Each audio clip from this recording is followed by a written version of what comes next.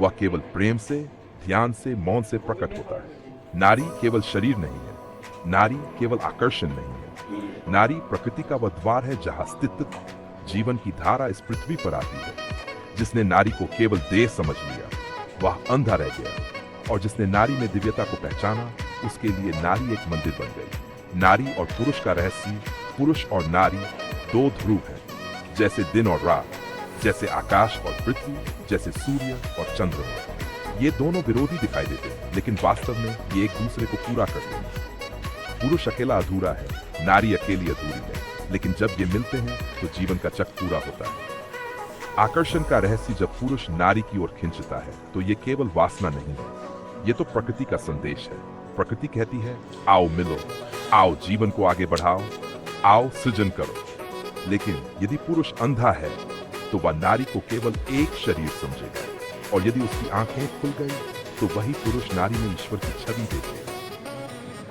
नारी का स्वरूप नारी केवल मां नहीं है, नारी केवल प्रेमिका नहीं है, नारी केवल पत्नी नहीं है, नारी तो शक्ति है, नारी करुणा है, नारी सृजन है, नारी ध्यान का द्वार है।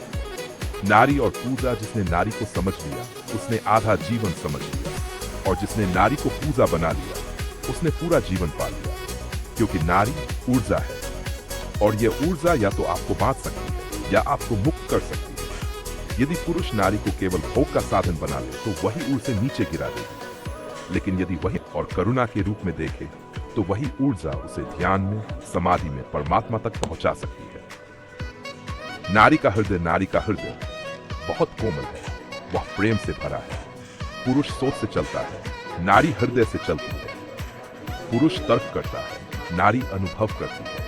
पुरुष रास्ता ढूंढता है, नारी बना देती है। नारी और ध्यान, यदि पुरुष नारी को समझ ले तो उसके लिए ध्यान आसान हो जाता है, क्योंकि नारी का हृदय स्वभाव से ही ध्यान में है। नारी मौन में जल्दी उतर सकती है, नारी प्रेम में जल्दी बह सकती है। इसलिए यदि पुरुष नारी से सीख ले तो वह जीवन में ध्यान और प्रेम दोनों पा सकता है। अंतिम रहस्य याद रखो, नारी कोई वस्तु नहीं, नारी कोई साधन नहीं, नारी स्वयं में पूर्ण है। नारी को समझना मतलब जीवन को समझना, नारी को स्वीकारना मतलब अस्तित्व को स्वीकारना, और नारी को प्रेम करना मतलब ईश्वर को प्रेम करना।